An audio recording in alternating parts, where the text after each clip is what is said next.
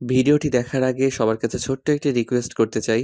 Please, please, please যারা ভিডিওটি দেখবেন সবাই একটা করে সাবস্ক্রাইব করে দিবেন। আপনাদের ভালোবাসা পেলে এমন ভিডিও আরও উপহার দিব। ভিডিওগুলো বানাতে অনেক কষ্ট হয়। আমি জানি ভিডিওটি অনেক মানুষই দেখবেন। প্লিজ একটা করে সাবস্ক্রাইব করে দিবেন। সবাইকে পুরো গল্পটি দেখার জন্য অনুরোধ রইল। আর যারা আমাকে ভালোবাসে তারা একটা করে লাইক করে দেখিয়ে দিবেন। Love you all. তো চলুন আজকের ভিডিওটি শুরু করা যাক। পিচ্চি, ওখানেই থামো। এক পাও সামনে আর বাড়াবেন না। নীরব অনন্যার এই কড়া ধমক শুনে একটুও ভয় পেল না। সে উল্টো নিজের শেরওয়ানির উপরের দুটো বোতাম হালকা একটু আলগা করল এবং এক হাত পকেটে পুরে ধীর পায়ে হেঁটে এসে সোজা খাটের উপর অনন্যার একদম গা ঘেঁষে বসল। অনন্যা অস্বস্তিতে পড়ে কিছুটা পিছিয়ে যাওয়ার চেষ্টা করতে নীরব আরও একটু ঘনিষ্ঠ হয়ে দাঁড়ালো। অনন্যা রেগে গিয়ে চোখ বড় বড় করে তাকালো। এই পিচ্চি, সামনে থেকে সরো। একদম গায়ের উপর এসে পড়ছো কেন? নিজের সীমানা চিনে চলো। পিচ্ছির শব্দটা শুনতে নীরবের চোখের দৃষ্টি আরো গভীর আর দুষ্টামিতে মেতে উঠল। সে অনন্যার একদম মুখের কাছাকাছি নিজের মুখটা নিয়ে গেল, যেন অনন্যা তার গায়ের পারফিউমের কড়া সুবাস স্পষ্ট টের পায়। নীরব খুব নিচু আর ফিসফিসে গলায় কিন্তু বেশ একটা পুরুষালী ও গম্ভীর আওয়াজে কথা বলা শুরু করলো। পিচ্চি ম্যাম, আপনি কি এখনো বুঝতে পারছেন না যে এই পিচ্চিটাই এখন আপনার আইনত স্বামী? আপনি মাঝ রাস্তায় দাঁড়িয়ে একা একটা ছেলেকে যা নয় তাই বলে বকা দিতে পারেন, ক্ষমতার দাপট দেখাতে পারেন, কিন্তু বাসর ঘরে আপনার এই কড়া পুলিশি দাপট একদম চলবে না। আইন তো আপনি খুব ভালো বোঝেন, তাহলে এটাও নিশ্চয়ই ভালো করে জানেন যে একজন স্ত্রীর ওপর তার স্বামীর কতটা অধিকার থাকে। অনন্যা নীরবের এত কাছাকাছি আসা আর তার মুখের গরম নিঃশ্বাস নিজের গালে অনুভব করে মনে মনে বেশ ঘাবড়ে গেল। তার বুকটা ধড়ফড় করতে লাগলো, যা সে কোনো চোর ডাকাত ধরার সময়ও কখনো অনুভব করেনি। কিন্তু নিজের ইগো বাঁচাতে সে বাইরের কড়া ভাব দেখিয়ে নীরবকে ধাক্কা দিয়ে সরিয়ে দেওয়ার চেষ্টা করলো। অধিকারের কথা আমাকে শেখাতে এসো না। তুমি বয়সে আমার ছোট, একটা জাস্ট পিচ ছেলে। আর তোমার সাহস তো কম না। তুমি আমার এত কাছে আসার ধৃষ্টতা দেখাচ্ছ। দূরত্ব বজায় রাখো, নইলে কিন্তু ভালো হবে না বলে দিচ্ছি। নীরব এবার অনন্যার একটা হাত আলতো করে কিন্তু বেশ শক্ত মুঠোই ধরে ফেলল। অনন্যা হাতটা ছাড়ানোর চেষ্টা করেও পারল না, কারণ নীরবের শরীরের শক্তি এই মুহূর্তে তার চেয়ে কোনো অংশে কম মনে হচ্ছিল না। নীরব অনন্যার চোখের দিকে সরাসরি তাকিয়ে এক অদ্ভুত মায়াবী আর দুষ্টামি মেশানো হাসল। বয়স দিয়ে কি হয় ম্যাম? কাবিননামায় কিন্তু আমার সইটা আপনার সইয়ের ঠিক পাশেই আছে। আর আপনি নিজেই তো বললেন আমি পিচ্ছি, বকাটে ছেলে। তা একটা বকাটে ছেলে যখন তার নিজের সুন্দরী বউকে বাসর ঘরে একা পায়, তখন সে তো একটু দুষ্টুমি করবেই, তাই না? পিচ্চি কি এখনো বুঝতে পারবে আমি তোমার স্বামী? তাহলে তোমার সাথে আমার ওসব করা তো একদম ঠিক আর বৈধ, তাই না ম্যাম? নাকি এবারও আমার নামে কোনো নতুন ধারায় চালান কাটবেন? নীরবের মুখে ওসব করার কথা এবং এমন খোলাখুলি রোমান্টিক দুষ্টামি ভরা কথা শুনে অনন্যার পুরো ফর্সা মুখটা লজ্জায় আর রাগে একদম লাল হয়ে উঠল। সে নিজের হাতটা এক ঝটকায় টেনে ছাড়িয়ে নিয়ে খাট থেকে ধরফর করে উঠে দাঁড়ালো। অনন্যা নিজের ওড়নাটা ভালো করে গায়ে জড়িয়ে নিয়ে ঘরের অন্য কোণায় চলে গেল। তুমি তুমি অত্যন্ত অসভ্য আর বেয়াদব একটা ছেলে। একটা পুলিশ অফিসারের সাথে কিভাবে কথা বলতে হয় সেই ন্যূনতম ভদ্রতাও তোমার জানা নেই। রাত অনেক হয়েছে, চুপচাপ খাটের ওই কোনায় গিয়ে ঘুমাও। আমার ধারে কাছে আসার চেষ্টা একদম করবে না। নীরব খাট থেকে নামলো না। সে খাটের মাঝখানে আরাম করে বালিশে হেলান দিয়ে বসলো এবং অনন্যার এই লাজুক রাগটা খুব উপভোগ করতে লাগলো। সে দুহাত মাথার পেছনে দিয়ে বেশ রাজকীয় ভঙ্গিতে অনন্যার দিকে তাকিয়ে কথা বলল। আমি তো বেয়াদবি ম্যাম, সেটা তো আপনি প্রথম রাতেই সার্টিফিকেট দিয়ে দিয়েছেন। তবে একটা কথা মনে রাখবেন, মাঝ রাস্তায় ডিউটি করার সময় আপনি পুলিশ অফিসার হতে পারেন, কিন্তু এই চার দেয়ালের ভেতর আপনি শুধুই আমার বউ। আজকে মায়ের ইমোশনাল ব্ল্যাকমেইলে পড়ে আমার গলায় ঝুলে গেছেন ঠিকই, কিন্তু এই বখাটে পিচ্চি স্বামীটার হাত থেকে ছুটে যাওয়া এত সহজ হবে না। পুরো লাইফ টাইম এখন আপনাকে আমার এই বেয়াদবি সহ্য করতে হবে। কিছু বলতে পারছে না, তাই তো আসুন একটু ফ্ল্যাশব্যাক থেকে ঘুরে আসি। একদিন রাতে নীরব বাইক নিয়ে যাচ্ছিল, তখন একজন লেডি পুলিশ নীরবকে ইশারা করে বলে। ওই দাঁড়ান। নীরব বাইক দাঁড় করাতেই অনন্যা খুবই রাগ এবং অ্যাটিটিউড নিয়ে সামনে এসে দাঁড়ালো। পরনে পুলিশের কড়া ইউনিফর্ম, চোখে মুখে চরম গম্ভীর একটা ভাব। অনন্যা হাতের চালান বইটা বের করতে করতে পরবর্তী কথাগুলো বলল। হেলমেট কোথায়? রাতের বেলা ফাঁকা রাস্তা পেয়ে ডানা গজিয়েছে, তাই না?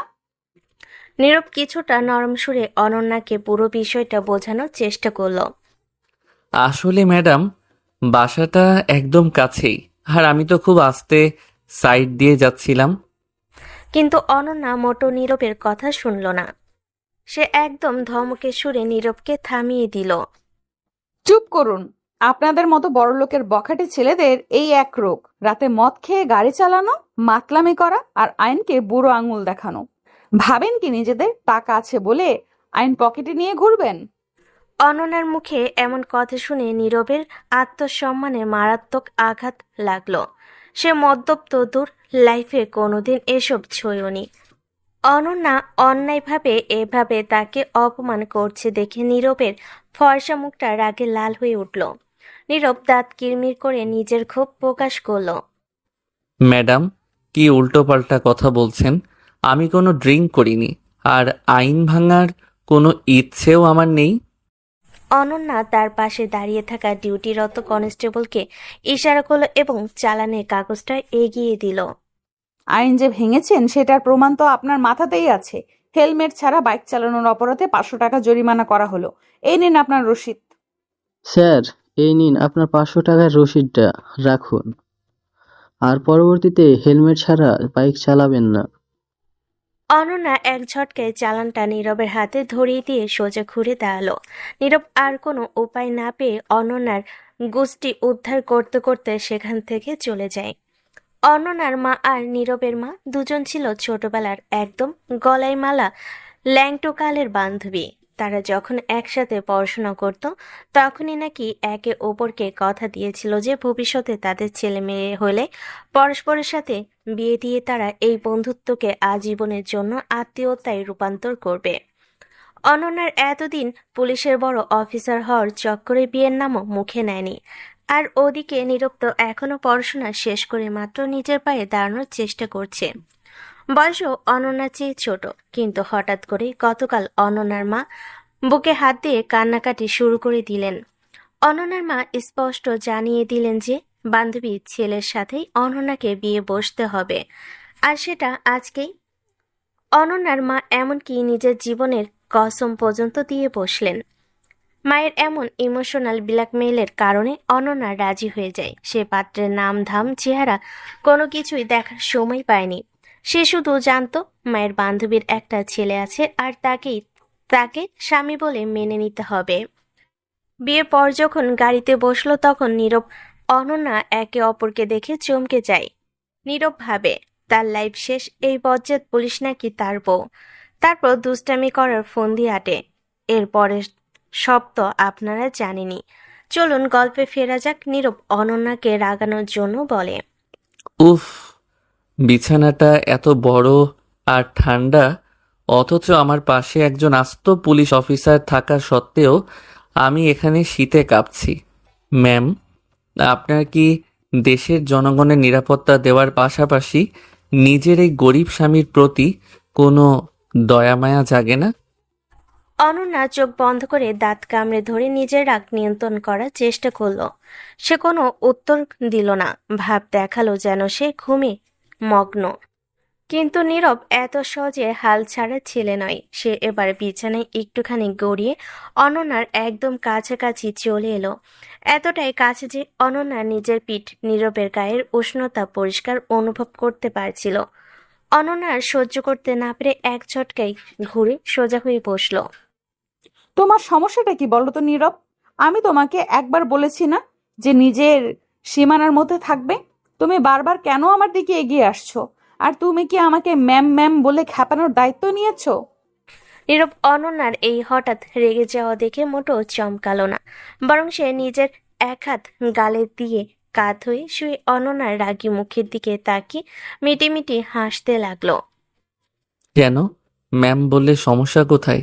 আপনিই তো সেদিন মাঝ রাস্তায় দাঁড়িয়ে আমাকে আইনের লম্বা লম্বা ভাষণ দিচ্ছিলেন, আর সীমানার কথা বলছেন। এই পুরো খাটটাই তো এখন আমাদের যৌথ সীমানা। আপনি এক কোণায় গিয়ে দেয়াল ঘেঁষে শুয়ে থাকবেন, আর আমি ওপাশে একা পড়ে থাকব। এটা কোনো বাসর ঘরের নিয়ম হতে পারে না। তাছাড়া আমার নাকি রাতের বেলা বাইক নিয়ে ডানা গজিয়ে ঘুরি, তা এখন নিজের ঘরে নিজের বউয়ের পাশে একটু ডানা মেললে ক্ষতি কি? অনন্যা রেগে বিছানা থেকে নেমে দাঁড়ালো। তার পরনের ভারী বেনারসি শাড়িটা সামলাতে গিয়ে সে কিছুটা হোঁচট খেতে নিচ্ছিল, কিন্তু নিজেকে সামলে নিয়ে কোমরে হাত দিয়ে নীরবের দিকে তাকালো। দেখো নীরব, তুমি এখনো একটা আস্ত বাচ্চা ছেলে, মাত্র পড়াশোনা করছো। দুনিয়াটার কিছুই এখনো দেখোনি। আমাদের এই বিয়েটা শুধু আমাদের মায়েদের জেদের কারণেই হয়েছে, এটা তুমিও জানো আর আমিও জানি। তাই দয়া করে এই বিয়েটাকে সিরিয়াসলি নিয়ে আমার উপর নিজের অধিকার ফলাতে এসো না। কাল সকালেই আমি আম্মাকে সব বুঝিয়ে বলবো, এবং এই জোর করে চাপিয়ে দেওয়া সম্পর্ক থেকে কিভাবে বের হওয়া যায় সেই ব্যবস্থা করব। সম্পর্ক ভেঙে দেওয়ার কথা শুনতেই নীরবের মুখে সেই চঞ্চল আর দুষ্টামি ভরা হাসিটা এক পলকে মিলিয়ে গেল। তার চোখের দৃষ্টিতে হঠাৎ করে এক ধরনের গভীরতা আর জেদ ভর করলো। সে বিছানা থেকে নেমে অনন্যার একদম সামনে এসে দাঁড়ালো। এই প্রথম অনন্যা লক্ষ্য করলো নীরব সে যতটা পিচ্ছি ভাবছিল, লম্বা সে অনন্যার চেয়ে বেশ খানিকটা বড়ই হবে। নীরব অনন্যার চোখের দিকে সরাসরি তাকালো। সম্পর্ক থেকে বের হয়ে যাবেন মানে? আপনি কি ভাবেন অনন্যা ম্যাম, জীবনটা কি আপনার ট্রাফিক সিগন্যাল যে যখন ইচ্ছা লালবাতি জ্বালিয়ে গাড়ি থামিয়ে দেবেন, আর যখন ইচ্ছা সবুজ বাতি জ্বালিয়ে চলে যাবেন? মায়েরা ছোটবেলা থেকে আমাদের নিয়ে স্বপ্ন দেখেছে। আজকে তাদের ইমোশনাল ব্ল্যাকমেইলে পড়ে হলেও আমরা কবুল বলে বিয়েটা করেছি। আর আপনি এখন বলছেন কাল সকালে এটা ভেঙে দেবেন? আইন আর ডিউটি করতে করতে আপনার মনটা কি একদম পাথরের মতো শক্ত হয়ে গেছে? অনন্যা নীরবের এই হঠাৎ বদলে যাওয়া গম্ভীর রূপ দেখে কিছুটা থমকে গেল। সে আশা করেনি যে এই চঞ্চল ছেলেটা এত ম্যাচুরভাবে কথা বলতে পারে, কিন্তু অনন্যাও নিজের জেদ বজায় রাখল। পাথর নয় নীরব, আমি প্র্যাকটিক্যাল। আমাদের বয়সের ব্যবধান, আমাদের প্রফেশন, আমাদের চিন্তা ভাবনা কোনো কিছুই মিলবে না। একটা বখাটে ছেলের সাথে আমি আমার লাইফ শেয়ার করতে পারবো না। নীরব এবার একটা শুকনো হাসি হাসলো। সে অনন্যার আরো এক ধাপ কাছে এসে তার দুকাত আলতো করে নিজের শক্ত দুহাত দিয়ে চেপে ধরল। অনন্যা চমকে উঠে পিছিয়ে যেতে চাইল, কিন্তু নীরব তাকে শক্ত করে ধরে রাখল। আবার বখাটে ছেলে? আচ্ছা, আপনি কি সেদিন আমার কোনো টেস্ট করেছিলেন যে আমি মদ্যপ ছিলাম কিনা? আপনি জাস্ট নিজের অহংকার আর অ্যাটিটিউড দেখানোর জন্য আমাকে মামলা দিয়েছেন, আর আজকেও আপনি নিজের অহংকারের জন্য এই বিয়েটাকে অস্বীকার করছেন। ঠিক আছে, আপনি যখন আমাকে বখাটে আর পিচ্ছি বলেই ধরে নিয়েছেন, তাহলে একটা বখাটে স্বামী তার বউয়ের সাথে কেমন ব্যবহার করে সেটা আজ আপনাকে ভালো করেই বুঝিয়ে দেই। এই কথা বলে নীরব অনন্যাকে আলতো করে টান দিয়ে নিজের বুকের সাথে মিশিয়ে নিল। অনন্যা একদম স্তব্ধ হয়ে গেল। সে নিজের দুহাত নীরবের বুকে দিয়ে তাকে দূরে ঠেলার চেষ্টা করতে লাগলো, কিন্তু নীরবের এই পুরুষালী শক্তির সামনে অনন্যার একদম পেরে উঠল না। নীরব অনন্যার কানে কাছে নিজের মুখটা নিয়ে গেল। তার তপ্ত নিঃশ্বাস অনন্যার ঘাড়ে লাগতে অনন্যার সারা শরীরে একটা শিহরণ বয়ে গেল। নীরব, ছাড়ো আমাকে, বলছি ছাড়ো। তুমি কিন্তু নিজের সীমানা পার করছো, এটা একদম ঠিক হচ্ছে না। নীরব অনন্যাকে ছাড়ল না, বরং তার কোমরের বাঁধনটা আরো একটু শক্ত করে দিল। সে অনন্যার মুখের দিকে তাকিয়ে এক অদ্ভুত মায়াবী গলায় বলল, পিচ্চিকে এখন বুঝতে পারবেন আমি তোমার স্বামী? তাহলে তোমার সাথে আমার ওসব করা তো একদম ঠিক আর বৈধ, তাই না ম্যাম? আপনি যতই পুলিশ অফিসার হন না কেন, এই মুহূর্তে আপনি কেবলই আমার অর্ধাঙ্গিনী। আর নিজের বউকে ভালোবাসার জন্য কোনো ওয়াকাটেপনা করতে হয় না, শুধু নিজের অধিকারটা খাটাতে হয়। আপনি কাল সকালে মায়েদের যা বলার বলবেন, কিন্তু এই রাতটা তো আমাদের। এই রাতে আমি আপনাকে প্রমাণ করে দেব যে আপনার এই স্বামীটা মোটেও কোনো পিচ্চি ছেলে নয়। বলে নীরব অনন্যার মাথার পিছনে হাত দিয়ে চার ঠোঁট এক করে দিল। অনন্যা ছাড়া পাওয়ার জন্য ছোটাছুটি করতে থাকে, কিন্তু নীরবের সাথে পেরে ওঠে না। তাই অনন্যা নীরবের ঠোঁটে কামড় দিতে নীরব ছেড়ে দিল। কুত্তা, তুই কোন সাহসে আমাকে কিস করলি? আমি আমার বউকে কিস করছি, তাতে আবার সাহস লাগবে কেন? কে তোর বউ? আমি তোকে স্বামী হিসেবে মানি না। আপনি মানেন আর না মানেন, আমি মানি, তাতেই চলবে। তুই একটা লুচ্চা। আমার অনুমতি ছাড়া আমাকে কিস করছিস, শালা লুচ্চা। ও মা, আপনি ভুলে গেলেন আমি আমার বিয়ে করা বউকে কিস করছি? এখনো বাসর করি নাই, তাই এত বড় মিথ্যা অপবাদ দিবেন না। কুত্তা, একদম উল্টাপাল্টা কথা বলবি না। আমি তো বাজে ছেলে, নেশা করি। আপনিই তো বললেন বাজে ছেলের বাজে কাজ করে, এটাই তো স্বাভাবিক। কথাটা বলে নীরব অনন্যার দিকে এগোতে লাগে। অনন্যা পেছোতে পেছোতে খাটের কোণায় চলে যায়। নীরব অনন্যার মুখের কাছে মুখ নিয়ে যায়। অনন্যা কোনো উপায় না পেয়ে ভয়ে চোখ বন্ধ করে ফেলে। নীরব আবারও অনন্যার ঠোঁটে কিস করতে লাগলো। একটু ছেড়ে দিয়ে ওয়াশরুমে চলে যায়। অনন্যা নীরবের সারা শব্দ না পেয়ে চোখ মেলে তাকায়, দেখে নীরব নাই। ওয়াশরুম থেকে পানির শব্দ আসে, বুঝতে পারে নীরব ওয়াশরুমে।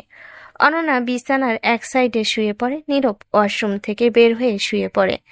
এভাবেই কয়েকদিন পার হয়ে যায়। অনন্যার ছুটি শেষ, তাই ডিউটিতে যাবে সকালে। নীরব রুমে আসলে অনন্যা বলে, নীরব, তুমি আবার সকাল সকাল আমার রুমে এসেছো কেন? আর এই দুধের গ্লাস কেন এখানে? আমি তোমাকে কতবার বলেছি সকালে আমার ঘরে আসার আগে অন্তত নক করবে। নীরব অনন্যার এই কড়া পুলিশি কথা শুনে একটু কান দিল না। সে উল্টো আয়নার দিকে তাকিয়ে অনন্যার চোখের দিকে চেয়ে একগাল হাসল। তারপর দুধের গ্লাসটা টেবিলের উপর রেখে অনন্যার একদম গা ঘেঁষে দাঁড়ালো। অনন্যা চুল বাঁধা থামিয়ে আয়না দিয়ে নীরবের দিকে তাকালো। নক করব মানে কি ম্যাম? এটা তো আমারও ঘর। আর এই যে সকাল সকাল না খেয়ে ডিউটিতে যাওয়ার অভ্যাস আপনার, এটা কিন্তু একদম ভালো না। মায়ের কড়া নির্দেশ, আপনাকে এই দুধের গ্লাসটা শেষ করতে হবে। আর আমি তো জাস্ট মায়ের আদেশ পালন করছি, লক্ষ্মী ছেলের মতো। অনন্যা একটা দীর্ঘশ্বাস ফেলে টেবিল থেকে টুপিটা তুলতে গেল, কিন্তু নীরব অনন্যার আগে হাত বাড়িয়ে টুপিটা তুলে নিল। সে টুপিটা নিজের হাতে নিয়ে অনন্যার দিকে তাকিয়ে চোখ টিপল। অনন্যা টুপিটা নেওয়ার জন্য হাত বাড়ালো। নীরব, ইয়ার্কি করো না, টুপিটা দাও, আমার লেট হয়ে যাচ্ছে। এএসপি স্যার আজ নিজের রাউন্ডে আসবেন, আমাকে ঠিক সময় থানায় পৌঁছাতে হবে। নীরব টুপিটা অনন্যার মাথায় আলতো করে পরিয়ে দেওয়ার বাহানায় আরো কাছে এগিয়ে এলো। সে অনন্যার কলারটা একটু সোজা করে দিতে দিতে তার আঙ্গুলগুলো অনন্যার গলার চামড়ায় আলতো করে ছুঁয়ে দিল। অনন্যা শিউরে উঠে এক পা পিছিয়ে গেল। এএসপি স্যার আসুক আর আইজিপি স্যার আসুক, এই ঘরে কিন্তু আমি আপনার বড় স্যার। টুপিটা তো পরিয়ে দিলাম, এবার একটু ভালোবেসে একটা গুড মর্নিং উইশ করবেন না ম্যাম? নাকি সকাল সকাল একটা চালান কেটে দেবেন? অনন্যা নীরবে এই সাত সকালের রোমান্টিক খোঁজা খেয়ে রাগে আর লজ্জায় লাল হয়ে গেল। সে ঝটপট টুপিটা ঠিকঠাক করে পরে নিয়ে ঘর থেকে বের হওয়ার জন্য পা বাড়ালো। তুমি আসলে একটা শয়তান ছেলে, তোমার সাথে কথা বলাই বৃথা।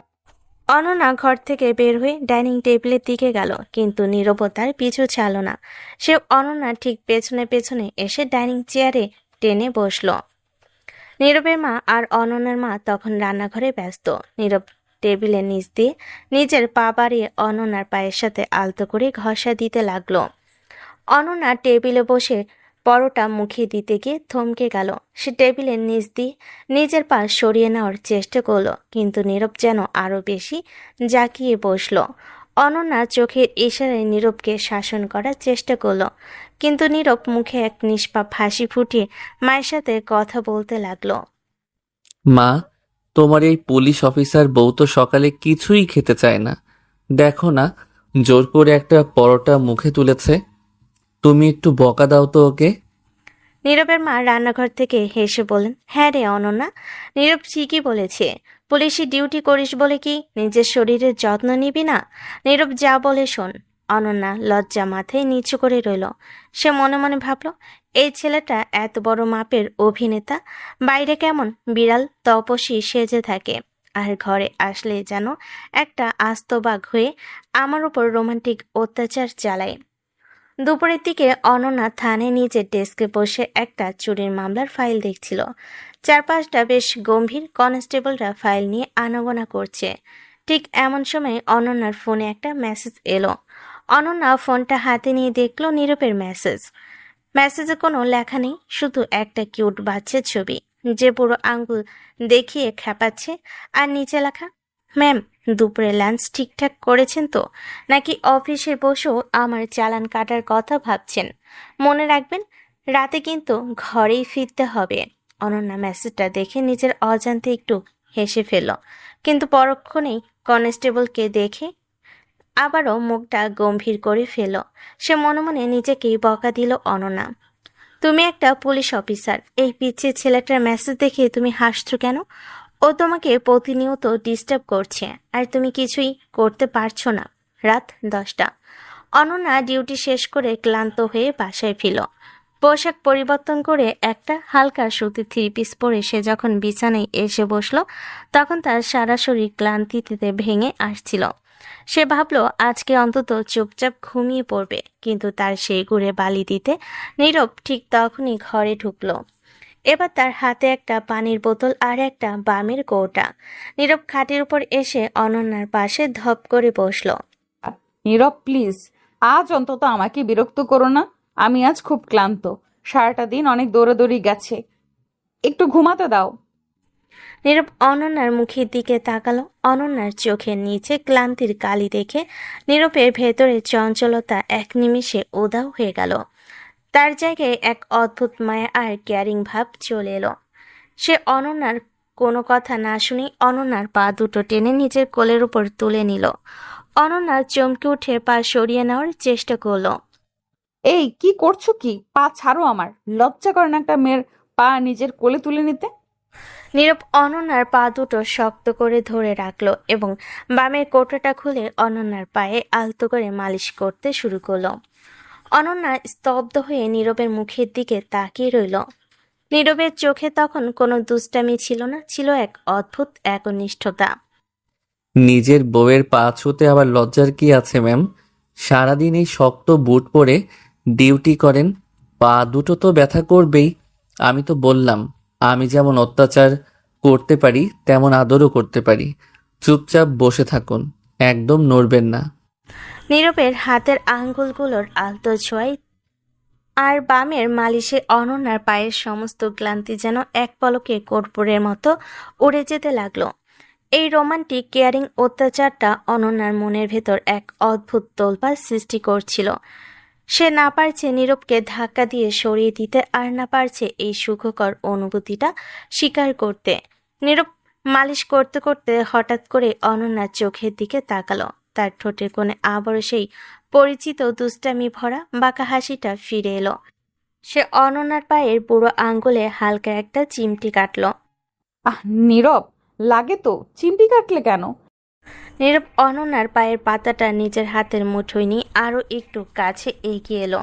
সে অনন্যার মুখের একদম কাছাকাছি নিজের মুখটা এনে ফিস ফিস করে বলল, চিমটি কাটবো না তো কি করব? আপনি তো নরম সুরে বললে শোনেন না। দিন দিন আমার এই অত্যাচার কিন্তু আরও বাড়বে ম্যাম। আপনি থানায় যতই করা হন না কেন, এই বাসর ঘরের বিছানায় এসে আপনাকে আমার এই দুষ্টমি আর মিষ্টি অত্যাচার সহ্য করতেই হবে। পিতৃ স্বামী বলে অবহেলা করেছিলেন না, এবার বুঝুন পিতৃর অত্যাচার কত প্রকার ও কি কি। অনন্যা নীরবের এত কাছাকাছি আসা আর তার চোখে তীব্র রোমান্টিক চাহনি দেখে নিজের চোখ দুটো বন্ধ করে নিল। তার বুকটা আবার জোরে জোরে কাঁপতে লাগলো। সে মনে মনে ভাবলো, এই ছেলের হাত থেকে আমার মনে হয় আর রেহাই নেই। দিন দিন ও যেভাবে আমার উপর অধিকার খাটাচ্ছে, আমি তো ওর এই মিষ্টি অত্যাচারে নেশে পড়ে যাচ্ছি।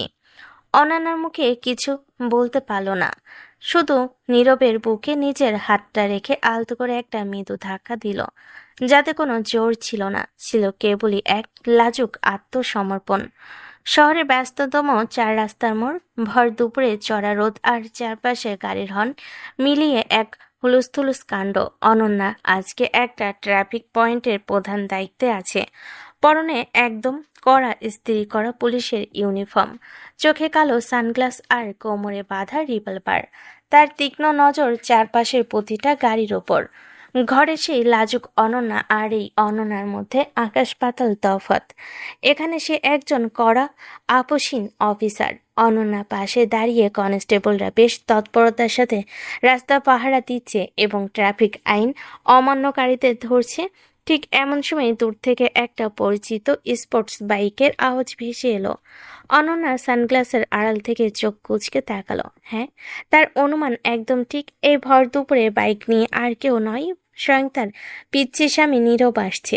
আর বরাবরের মতো আজকেও সে চরম ভুলটা করে বসেছে, মাথার হেলমেটটা তাড়াহুড়োই বাড়িতে ফেলে এসেছে। ওই যে হেলমেট ছাড়া বাইক, জলদি থামান ওটাকে। এই যে ভাই, বাইক সাইড করুন।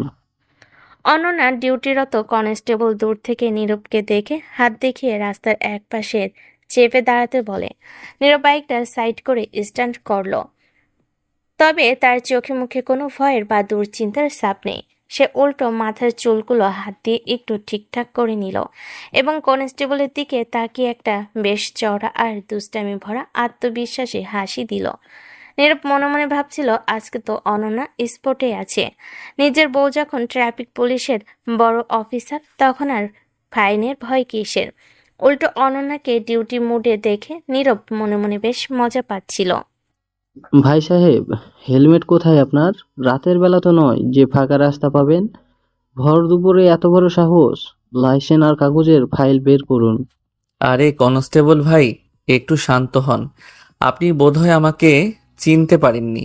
ওই যে সামনে আপনার ম্যাডাম দাঁড়িয়ে আছেন না, আপনার ম্যাডাম আমাকে খুব ভালো করেই চেনেন। যান, ওনাকে গিয়ে একটু জিজ্ঞেস করুন।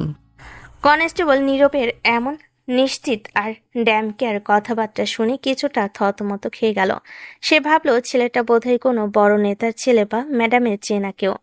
কনস্টেবল অনন্যার দিকে এগিয়ে গেল।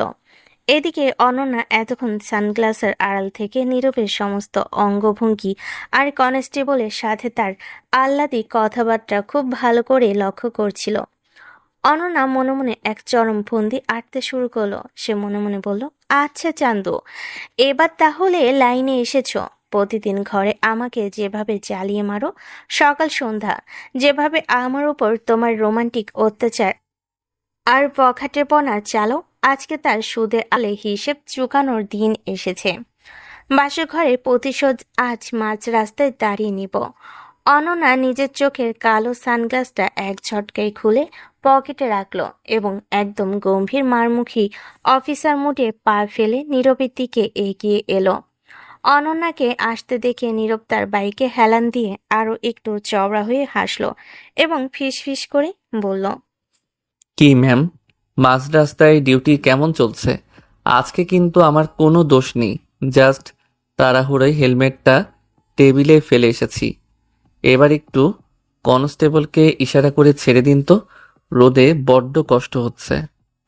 নীরব ভেবেছিল অনন্যা হয়তো আড়ালে একটু হেসে তাকে ছেড়ে দেবে, কিন্তু অনন্যা নীরবের একদম মুখোমুখি এসে দাঁড়ালো। তার চোখে মুখে চেনা ভালোবাসার কোনো ছিটে ফোঁটাও নেই। সেখানে এখন জ্বলজ্বল করছে আইনের কড়া চাবুক। অনন্যা গম্ভীর আর চড়া গলায় কথা বলা শুরু করলো, যা শুনে আশেপাশের সাধারণ পথচারীরাও থমকে দাঁড়ালো। এই যে মিস্টার, আপনি কাকে কি চেনেন তা দিয়ে আইনের কিছু যায় আসে না। মুখ সামলে কথা বলুন। কনস্টেবল, ওনার বাইকের চাবিটা আগে নিজের হেফাজতে নিন। অনন্যার এই রূপ দেখে নীরবের মুখে সেই চওড়া হাসি এক নিমিষে হাওয়া হয়ে গেল। সে চোখ বড় বড় করে অনন্যার দিকে তাকিয়ে ভ্যাবাচাকা খেয়ে গেল। সে কিছু বলার চেষ্টা করতে অনন্যা তাকে থামিয়ে দিল। এই আপনার হেলমেট কোথায়? আপনার বাইকের লাইসেন্স দেখান। ট্যাক্স টোকেন, ইন্স্যুরেন্সের কাগজ সব কিছু খুঁটে খুঁটে বের করুন। একটা কাগজও যদি কম থাকে তবে আজ আপনার কপালে শনি আছে।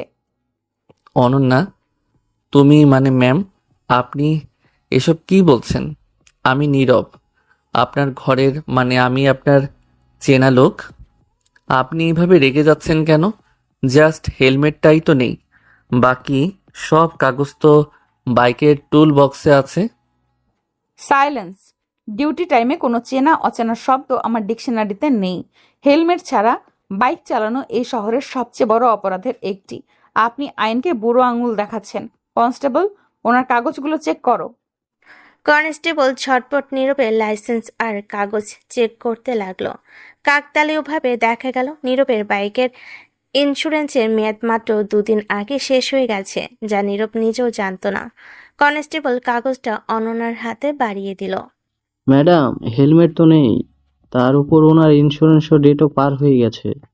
এই কথা শোনা মাত্রই অনন্যার ঠোঁটের কোণে এক বিজয়ের এবং চরম প্রতিশোধের হাসি ফুটে উঠল, যা শুধু নীরবই টের পেল। অনন্যা চালান বইটা বের করে খসখস করে লিখতে শুরু করলো। চমৎকার!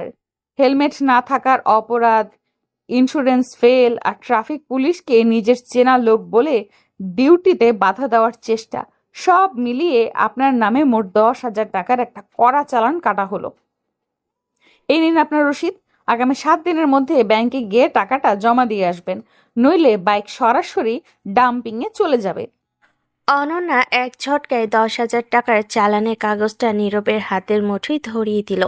নীরব পুরো আকাশ থেকে বলল, 10,000 টাকার ফিগারটা দেখে তার মাথা ঘুরে যাওয়ার জোগাড় হলো। সে পুরো অসহায় আর ভ্যাবাচ্যাকা খাওয়া মুখ করে অনন্যার দিকে তাকালো। সে ভাবতেও পারেনি যে তার নিজের বউ তাকে বাঁচানোর বদলে এভাবে জ্যান্ত ফাঁসিয়ে দেবে। নীরব গলার আওয়াজ একদম নিচু করে অনন্যাকে বলল, অনন্যা, এটা কিভাবে সম্ভব?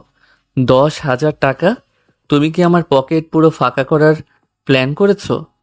ঘরের রাগ তুমি এভাবে মাঝ রাস্তায় ডিউটির ওসিলায় উসুল করবে? আমি ভেবেছিলাম তুমি আমাকে একটু ফেভার করবে, আর তুমি তো আমাকে পুরো দেউলিয়া বানিয়ে দিলে। অনন্যা চালানের বইটা কনস্টেবলের হাতে দিতে দিতে নীরবের একদম কাছাকাছি এলো। সে নিজের টুপিটা একটু ঠিক করে নিয়ে নীরবের কানে কাছে মুখ নিয়ে ফিসফিস করে বলল, যাতে কনস্টেবল শুনতে না পায়। কিভাবে সম্ভব সেটা তো আপনি ঘরে গেলেই বুঝতে পারবেন মিস্টার স্বামী। বাসর ঘর থেকে শুরু করে আজ সকাল পর্যন্ত আমার উপর যে রোমান্টিক অত্যাচার চালিয়েছ, এটা তার প্রথম কিস্তির আসল। সুদের হিসাব তো রাতে ঘরে ফেরার পর হবে। এখন চুপচাপ চালানটা পকেটে পুরন আর হেলমেট ছাড়া বাইক চালিয়ে সোজা বাড়ি চলে যা। এই কথাটা বলে অনন্যা আবার সোজা হয়ে দাঁড়ালো এবং কনস্টেবলকে ইশারা করলো। কনস্টেবল, ওনাকে যেতে দাও, আর পরবর্তীতে ওনাকে হেলমেট ছাড়া দেখলে বাইক সিজ করে থানায় নিয়ে আসবে। নীরব চালানের কাগজটা হাতে রাগে ক্ষোভে আর অপমানে ফুঁসতে লাগলো। কিন্তু মাঝ রাস্তায় পুলিশের সাথে তর্ক করা যাবে না, তাও বা নিজের বউয়ের সাথে, সে জ্ঞান তার ছিল। সে বাইকে উঠে স্টার্ট দিল এবং অনন্যার দিকে তাকিয়ে মনে মনে এক মহাফন্দি আঁটতে লাগলো। নীরব মনে মনে বলল, আচ্ছা লেডি অফিসার, ক্ষমতা খুব গরম তাই না? মাঝ রাস্তায় আমাকে ফাঁসিয়ে 10,000 টাকার বাস দিলে। ঠিক আছে, দিনটা তোমার হতে পারে, কিন্তু রাতটা তো আমার। রাতে যখন ঘরে ফিরবে তখনই 10,000 টাকার প্রতিটা টাকার হিসাব আমি তোমার থেকে কিভাবে উসুল করি সেটা শুধু দেখবে। পিচ্ছের স্বামীর পকেটে খালি করার মজা আজ বাসর ঘরের চেয়ে ডাবল করে বুঝিয়ে দিব। নীরব বাইকটা এক ঝটকায় টান দিয়ে সেখান থেকে চলে গেল। আর অনন্যা সানগ্লাসটা আবার চোখে পড়ে মনে মনে এক চরম তৃপ্তির হাসি হাসলো। নীরব তো মনে মনে একদম প্রতিজ্ঞাই করে বসেছে যে এই অপমানের বদলা সে ঘরেই নেবে। আর অনন্যাও মনে মনে বেশ এক ধরনের প্রশান্তি পাচ্ছিল এই ভেবে যে অবশেষে সে ওই পিচ্ছি ছেলের বখাটেপনার একটা জুৎসই জবাব দিতে পেরেছে। কিন্তু অনন্যা যতটা সহজ ভেবেছিল ব্যাপারটা আসলে ততটা সহজ হলো না। দিন যত গড়াতে লাগলো তাদের এই দুষ্টু মিষ্টির সম্পর্কে টানাপোড়েন আর রোমান্টিক খুনসুটিগুলো যেন এক নতুন মাত্রা পেতে শুরু করলো। নীরব যখন কোনো সুযোগই হাতছাড়া করে না অনন্যাকে একটু বিপদে ফেলার বা রোমান্টিক জালে জড়ানোর। সেই দিন রাতের বেলা অনন্যা যখন ডিউটি শেষ করে ঘরে ফিরল তখন রাত প্রায় 11টা। সে বেশ ক্লান্ত হয়ে ঘরে ঢুকে দেখল ঘরের সব লাইট বন্ধ, শুধু বেড সাইড ল্যাম্পের মৃদু নীল আলোটা জ্বলছে। অনন্যা ব্যাগটা টেবিলের উপর রেখে একটা স্বস্তির নিঃশ্বাস ফেলল এবং ভাবল নিরববোধই ঘুমিয়ে পড়েছে। সে ধীর পায়ে ওয়াশরুমে গিয়ে ফ্রেশ হয়ে একটা আরামদায়ক সুতির থ্রি পিস পরে ঘরে ফিরে এলো। কিন্তু বিছানার দিকে তাকাতে অনন্যার চোখ কপালে উঠল। নীরব মোটেও ঘুমায়নি। সে খাটের মাঝখানে হাত পা ছড়িয়ে আদশা হয়ে বসে আছে, আর তার এক হাতে সেই দিনের 10,000 টাকার চালানের রসিদটা। নীরব অনন্যার ঘরে ঢুকতে দেখে রসিদটা বাতাসে একটু দোলালো এবং তার সেই চেনা বাঁকা হাসিটা দিল। আসুন ম্যাম, আসুন। আপনার জন্যই তো এতক্ষণ ধরে পথ চেয়ে বসে আছি। তার ডিউটি কেমন হলো আজ? নতুন কোনো নিরপরাধ পাবলিককে ফাঁসি দিলেন নাকি কেবল নিজের স্বামীকে দেউলিয়া বানিয়ে ক্ষান্ত আছেন? অনন্যা নীরবের এই খোঁচা মারা কথা শুনে নিজের ক্লান্তি ভুলে আবার অফিসার মোডে চলে যাওয়ার চেষ্টা করলো। সে খাটের থেকে কিছুটা দূরত্ব বজায় রেখে দাঁড়িয়ে চুলগুলো একপাশে করতে করতে জবাব দিল। নীরব, আমি তোমাকে আগেও বলেছি আইনের চোখে সবাই সমান। তুমি ভুল করেছো, আইন ভেঙেছো, তাই তোমাকে ফাইন করা হয়েছে। এখানে ঘরের রাগ বা অন্য কোনো ব্যক্তিগত বিষয়ের কোনো সম্পর্ক নেই। এখন রশিটা পকেটে রাখো আর চুপচাপ ঘুমানোর চেষ্টা করো। আমার ভীষণ ঘুম পাচ্ছে। নীরব খাট থেকে নেমে খুব ধীর পায়ে অনন্যার দিকে এগিয়ে আসতে লাগলো। তার পরনে নীল রঙের টি শার্ট আর ট্রাউজার তাকে বেশ হ্যান্ডসাম আর কিউট লাগছিল, যা অনন্যার মনে মনে স্বীকার করলো, মুখে প্রকাশ করলো না। নীরব অনন্যার একদম কাছাকাছি এসে দাঁড়ালো। সে অনন্যার দুহাত নিজের হাতের মুঠোয় নিয়ে নিল। অনন্যা হাত ছাড়ানোর চেষ্টা করতে নীরব টান দিয়ে অনন্যাকে নিজের আরো কাছে নিয়ে এলো, যেন দুজনের মাঝখানে কোনো বাতাস ও গলতে না পারে। আইনের চোখে সবাই সমান, তাই না ম্যাম? আচ্ছা, তাহলে বাসর ঘরের আইনের কি হবে? সেখানে তো আপনি আমার অর্ধাঙ্গিনী, আমার বউ। সে আইনের বইতে কি লেখা আছে যে নিজের স্বামীর পকেট এভাবে সাফ করে দিতে হয়? আপনি মাঝ রাস্তায় দাঁড়িয়ে 10,000 টাকার ফাইন করেছেন, আর আমি এখন বাসর ঘরের আদালতে দাঁড়িয়ে তার বিচার চাইব। এই ফাইনের প্রতিটা টাকার হিসাব আজ রাতে আমি সুদে আসলে উসুল করব। অনন্যা নীরবের এত কাছাকাছি আসা আর তার চোখে তীব্র রোমান্টিক চাহনি দেখে নিজের বুকটা ধরফর করতে অনুভব করলো। সে মাথাটা একটু ঘুরিয়ে নিয়ে বলল, নীরব, ছাড়ো বলছি। তুমি কিন্তু দিন দিন বড্ড বেশি বেয়াদব হয়ে যাচ্ছ। বড়দের কিভাবে রেসপেক্ট করতে হয় তা তুমি একদমই জানো না। বয়সে ছোট হয়ে তুমি আমার উপর এত অধিকার দেখাও কোন সাহসে? পিচি আর বয়সের কথা শুনতে নীরবের ভেতরে পুরুষালী জেদটা যেন আরো চারা দিয়ে উঠল। সে অনন্যার কোমরে নিজের এক হাত শক্ত করে জড়িয়ে ধরে তাকে নিজের বুকের সাথে পুরোপুরি মিশিয়ে নিল। অনন্যা চমকে উঠে নীরবের কাঁধে হাত দিয়ে তাকে দূরে ঠেলার চেষ্টা করল, কিন্তু নীরবের এই শক্তির সামনে সে আবার অসহায় হয়ে পড়ল। নীরব অনন্যার কানের লতিতে নিজের ঠোঁটটা আলতো করে ছুঁয়ে দিয়ে ফিসফিস করে বলল, আবার বয়সের কথা? আচ্ছা ম্যাম, আপনার এই কড়া পুলিশি মস্তিষ্ক কি এটা বোঝে না যে ভালোবাসার কোনো বয়স হয় না? কাবিননামায় সই করার পর থেকে আমি আপনার আইনত স্বামী, আর আপনি নিজেই তো বললেন আমি বেয়াদব, বখাটে। তা একটা বখাটে স্বামী যখন তার 10,000 টাকা হারায় তখন সে তো তার উসুল নিজের বউয়ের কাছ থেকেই নেবে, তাই না? পিচ্চিকে এখনো বুঝতে পারবে আমি তোমার স্বামী? তাহলে তোমার সাথে আমার ওসব করা তো একদম ঠিক আর বৈধ, তাই না অনন্যা ম্যাম? নাকি এবারও আমাকে অ্যারেস্ট করার ভয় দেখাবেন? নীরবের মুখে ওসব করার কথা আর তার গভীর ভালোবাসা মাখানো রোমান্টিক অত্যাচার দেখে অনন্যার সারা শরীরে একটা কাঁপুনি দিয়ে উঠল। সে নিজের চোখ দুটো শক্ত করে বন্ধ করে নিল। তার ফর্সা গাল দুটো লজ্জায় আর অনুভূতির তীব্রতায় লাল টকটকে আপেলের মতো হয়ে গেল। সে না পারছে নীরবকে পুরোপুরি সরিয়ে দিতে, আর না পারছে নিজের ভেতরের এই ভালো লাগাটাকে অস্বীকার করতে। এই ছেলেটা প্রতিদিন যেভাবে তাকে নতুন নতুন উপায়ে বিরক্ত করে, তার এই মিষ্টি অত্যাচারগুলো যেন এখন অনন্যার জীবনের এক অদ্ভুত অভ্যাসে পরিণত হতে শুরু করেছে। অনন্যা কোনো মতে নিজের গলার আওয়াজটা একটু নরম করে বলল, নীরব প্লিজ ছাড়ো। মা যদি কোনোভাবে এই ঘরে চলে আসে বা দেখে তবে খুব লজ্জা পাবো। তুমি যা করছো তা একদম ঠিক না। নীরব অনন্যার এই লাজুক আর অসহায় আত্মসমর্পণ দেখে মনে মনে এক চরম বিজয়ের আনন্দ পেল। সে অনন্যাকে এক ঝটকায় গোলবাজা করে তুলে নিল। অনন্যা ভয় পেয়ে নীরবের গলাটা শক্ত করে জড়িয়ে ধরল। নীরব অনন্যাকে নিয়ে গিয়ে বিছানার ঠিক মাঝখানে আলতো করে শুইয়ে দিল এবং নিজে অনন্যার উপর ঝুঁকে বসল। সে অনন্যার কপাল থেকে আলতো করে চুলের গুচ্ছগুলো সরিয়ে দিতে দিতে এক অদ্ভুত মায়াবী গলায় বলল, মা এখন ঘুমাচ্ছে ম্যাম, আর এই ঘরের চাবি আমার পকেটে। আজকে আপনার কোনো পুলিশি পাওয়ার এখানে কাজ করবে না।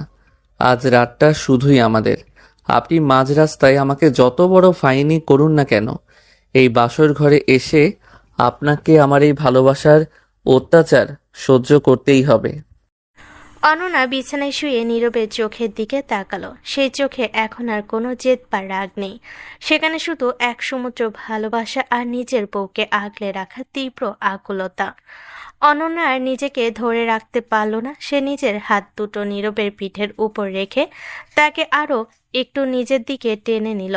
একজন কড়া পুলিশ অফিসার হিসেবে সে আজ আবার নিজের ঘরের এই পিচ্চি স্বামীর ভালোবাসার আদালতের কাছে পুরোপুরি হেরে গেল। পরের দিন সকালবেলা রোদের মিষ্টি আলো জানালা গলে এসে অনন্যার মুখের উপর পড়ল।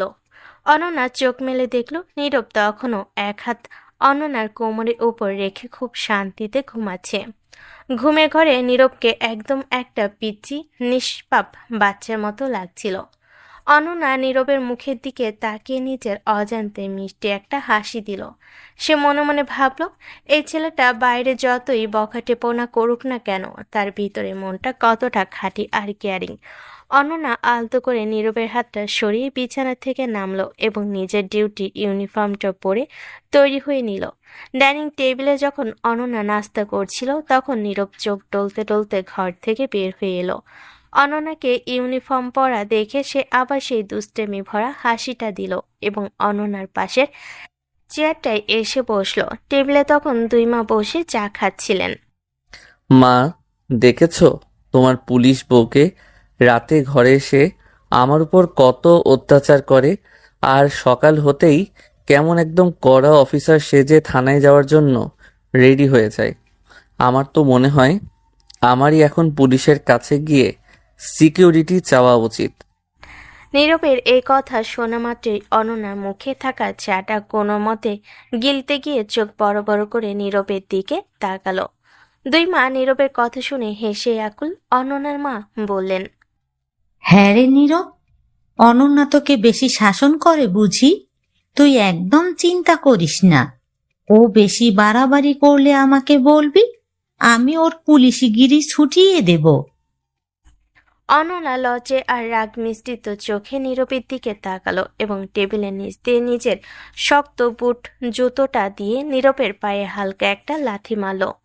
নীরব ব্যথার ভান করে উফ করে উঠল, কিন্তু মুখে তার সেই বিজয়ের হাসিটা ঠিকই রয়ে গেল।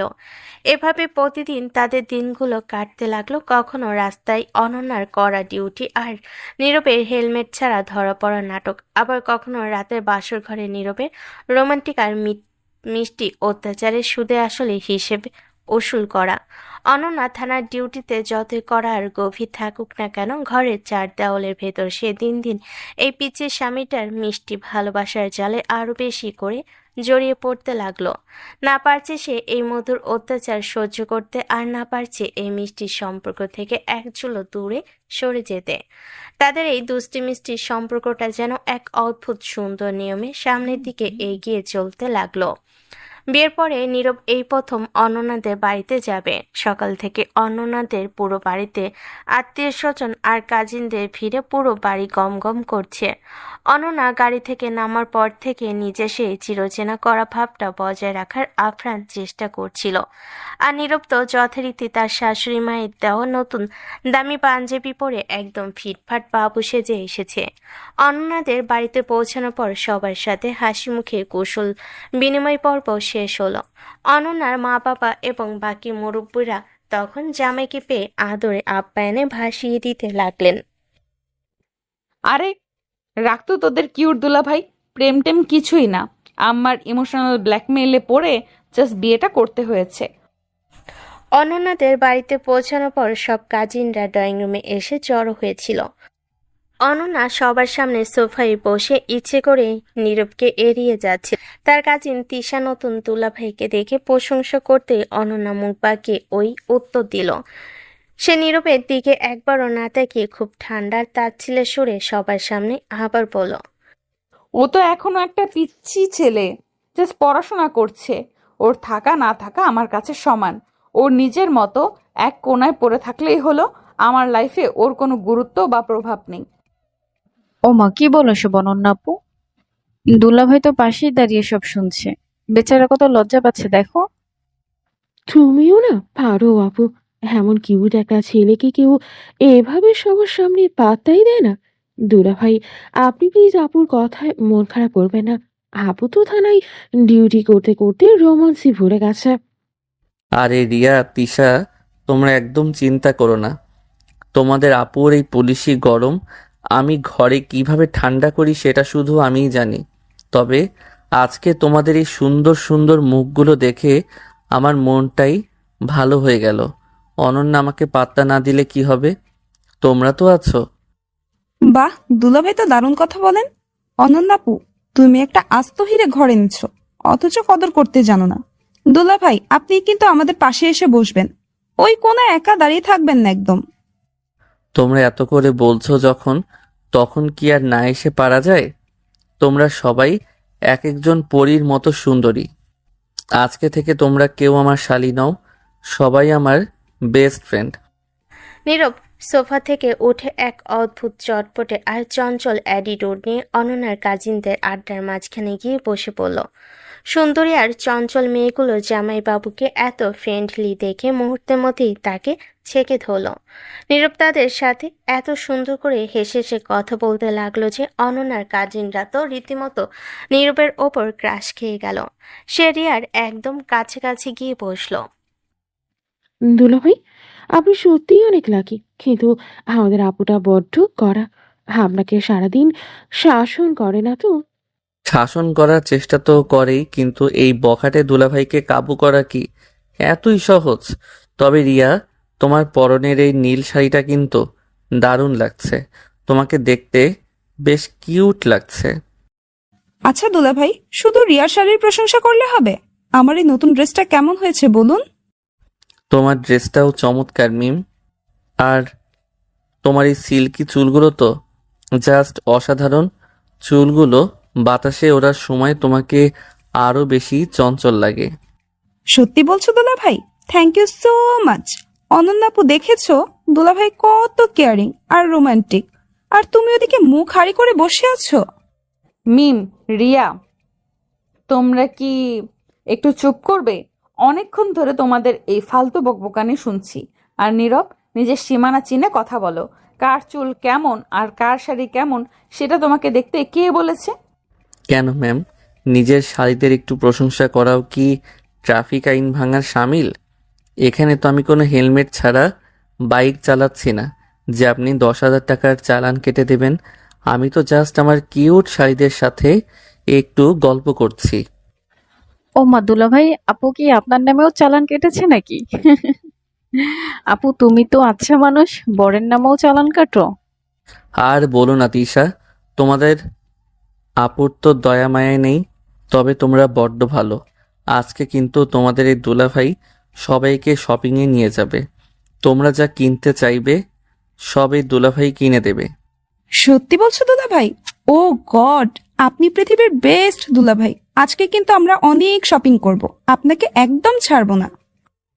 মিম খুশিতে এক ছটকায় নীরবের পাঞ্জাবির হাতা টেনে ধরলো আর রিয়া হাসতে হাসতে নীরবের কাঁধের উপর আলতো করে ঢলে পড়ল।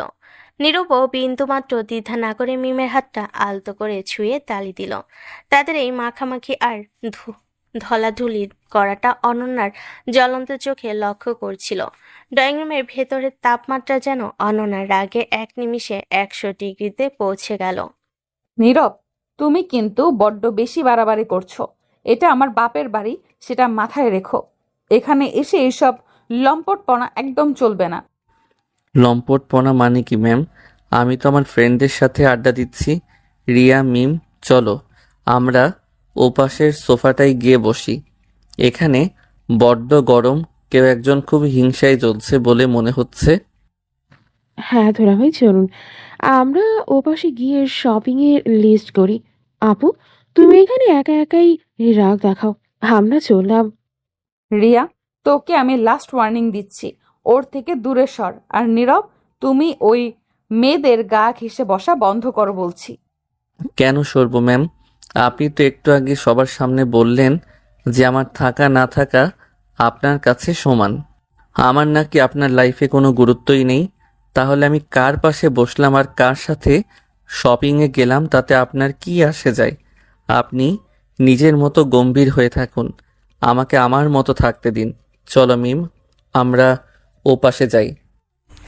নীরব মুখে এক চরম বিজয়ের হাসি ফুটিয়ে অনন্যার দিকে তাকালো। অনন্যা নিজের দাঁত কিরমির করে মনে মনে বলল, এই বখাটে শয়তান ছেলে আমার এই বোনেদের সাথে এত ঢলাঢলি হচ্ছে করা। ঘরের ভেতরে আসো, আজ রাতে তোমার ওই সুন্দরী শালিতে শপিং করানোর শখ আমি আজ চিরদিনের জন্য মিটিয়ে দিব। ওদিকে নীরব অনন্যাকে রাখতে দেখে মনে মনে বলল, কি ম্যাম, ক্ষমতার খুব গরম দেখিয়েছিলে না? এবার বোঝো।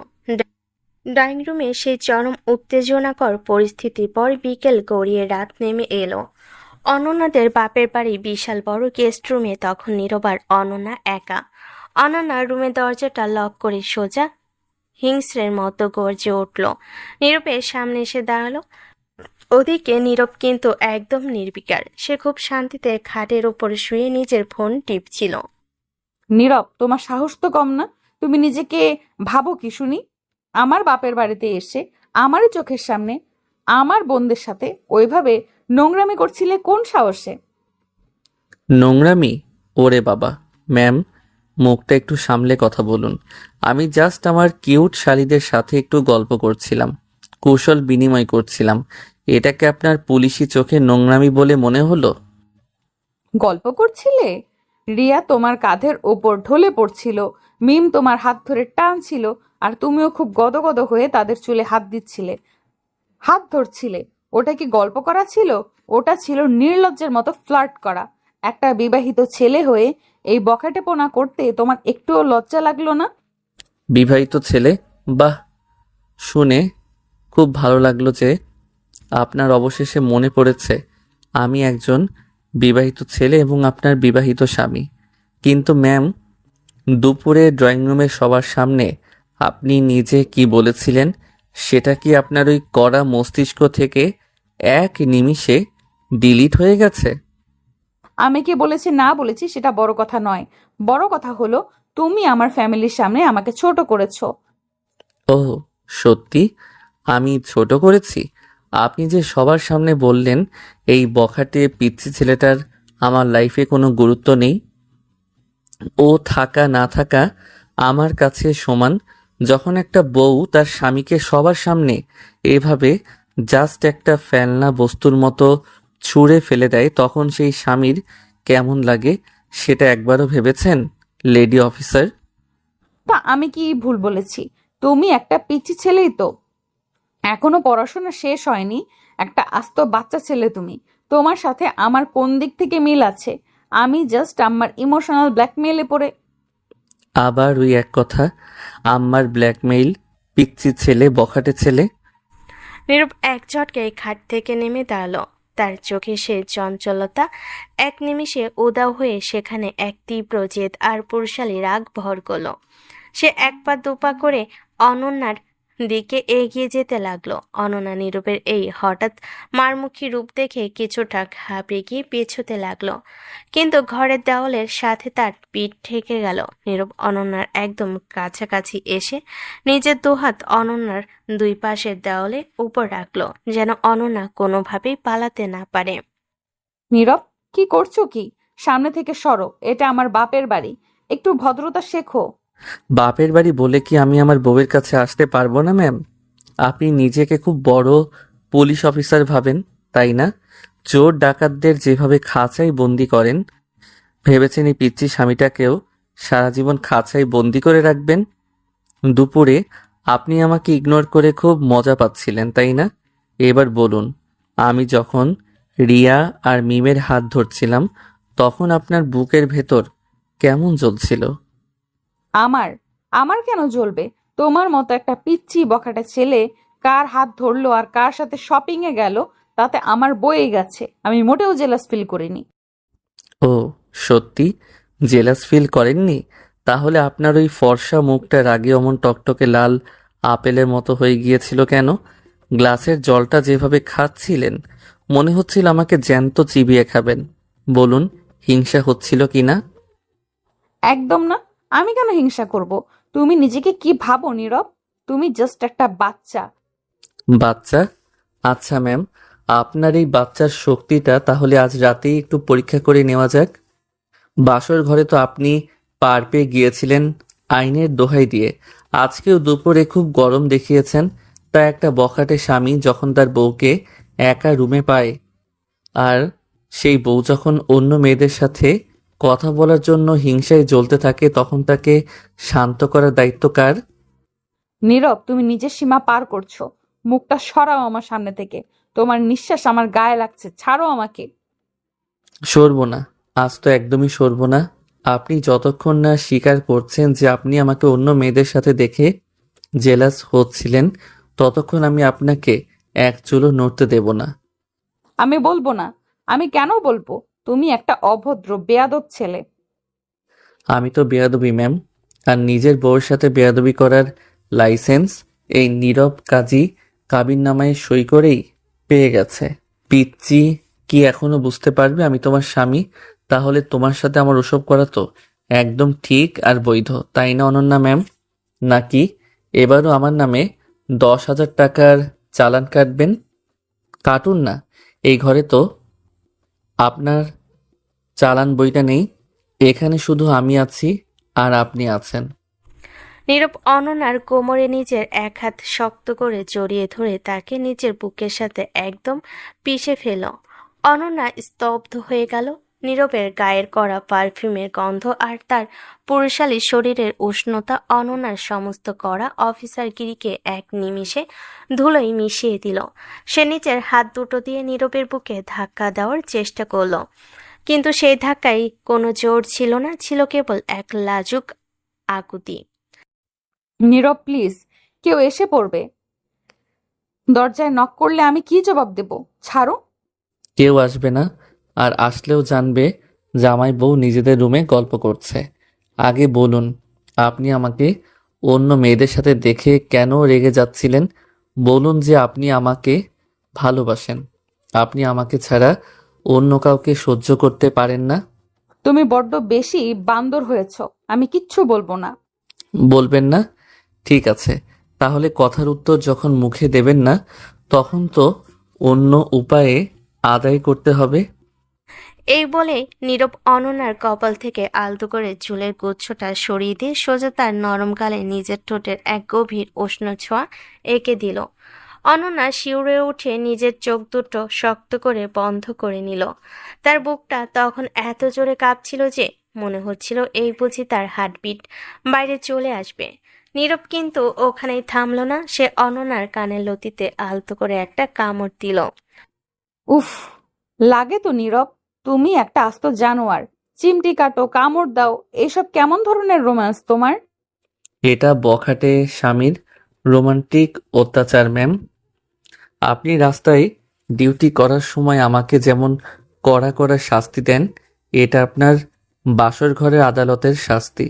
দুপুরে যে অপরাধ আপনি করেছেন তার জন্য আপনাকে আজ সারা রাত আমার এই মিষ্টি অত্যাচার সহ্য করতেই হবে। আমি কাল সকালেই আম্মাকে বলবো আমি তোমার সাথে আর সংসার করব না। তুমি বড্ড জ্বালানি ছেলে। আচ্ছা, সংসার করবেন না? গিয়ে বলুন আম্মাকে। আম্মা উল্টো আপনাকে একটা ধমক দিয়ে আমার পাশেই বসিয়ে দেবে। মায়েরা আমাদের জুটিটা কত পছন্দ করে জানেন না? আর আপনি যতই পালানোর চেষ্টা করুন অনন্যা ম্যাম, এই পিচ্চি স্বামীটার ভালোবাসার সিগন্যাল পার করার ক্ষমতা কোনো ট্রাফিক পুলিশের নেই। অনন্যা চোখ মেলে নীরবের দিকে তাকালো। নীরবের চোখে তখন এক অদ্ভুত মায়াবী আর গভীর ভালোবাসার টান জ্বলজ্বল করছে। অনন্যা নীরবের অজান্তে নীরবের শার্টের কলারটা নিজের দুহাত দিয়ে শক্ত করে চেপে ধরল। সে মনে মনে স্বীকার করতে বাধ্য হলো যে এই ছেলেটা বয়সে ছোট হতে পারে, কিন্তু তার ভালোবাসার গভীরতা আর আগলে রাখার ক্ষমতা কোনো পরিপক্ক পুরুষের থেকে কম নয়। তার এই প্রতিনিয়ত মিষ্টি আর দুষ্টামি ভরা অত্যাচারগুলো এখন অনন্যার মনে শক্ত বরফটাকে আস্তে আস্তে গলিয়ে একাকার করে দিচ্ছে। তুমি আসলেই একটা শয়তান নীরব। তোমাকে সামলানোর চেয়ে মনে হয় আস্ত একটা ডাকাত দল সামলানো অনেক সহজ। Thank you for the compliment ma'am. তার ডাকাত দল তো জেলেই থাকে, কিন্তু এই শয়তানটা তো সারা জীবন আপনার এই মনের কারাগারেই বন্দি থাকবে। এবার একটু হাসুন তো লেডি অফিসার, নাকি আবার ফাইন করার কথা ভাবছেন? তোমাকে তো আজীবনের জন্য ফাইন করলেও কম হবে। উফ, ছাড়ো এবার, আমার বড্ড গরম লাগছে। গরম লাগলে এসিটা আরও একটু বাড়িয়ে দিচ্ছি, কিন্তু আমার এই বুকের বাঁধন থেকে আজ আপনার কোনো ছুটি নেই। আজ রাতটা শুধুই এই বখাটে পিচ্ছি আর তার করা পুলিশ বউয়ের। নীরব অনন্যাকে আবার কোলবাজা করে তুলে নিয়ে বিছানার মাঝখানে শুইয়ে দিল এবং নিজে তার পাশে শুয়ে অনন্যাকে শক্ত করে নিজের বুকের মাঝে জড়িয়ে নিল। অনন্যা আর বাধা দিল না। সে নীরবের চওড়া বুকে মাথাটা রেখে এক অদ্ভুত শান্তি আর নিরাপত্তার ছোঁয়া পেল। তাদের এই দুষ্টু মিষ্টি খুনসুটিপূর্ণ সম্পর্কটা যেন বাপের বাড়ির এই নিঝুম রাতে এক নতুন রূপ নিল, যেখানে কড়া পুলিশ অফিসার অনন্যা তার পিচ্চি স্বামী নীরবের ভালোবাসার কাছে পুরোপুরি পরাস্ত হলো। বেশ কিছুক্ষণ পরে যখন অনন্যা অনুভব করলো নীরবের আচরণ এখন আর স্বাভাবিক নেই, সে অস্বাভাবিক আচরণ করছে, তখন সে বলল, নীরব আর না, প্লিজ, এইবার অন্তত আমাকে ছেড়ে দাও। অনন্যার কণ্ঠস্বরে এখন আর সেই কড়া পুলিশ অফিসারের দাপট নেই, সেখানে এখন মিশে আছে এক অদ্ভুত আকুতি আর ক্লান্তি। কিন্তু নীরব আজ কোনো কথার শোনার মুডে নেই। বাপের বাড়ির এই নিঝুম শান্ত গেস্ট রুমে এসি থেকে ঠান্ডার বাতাস বয়ে যাচ্ছে ঠিকই, কিন্তু তাদের দুজনের মাঝখানে পরিবেশটা তখন এক তীব্র উষ্ণতায় থমথম করছিল।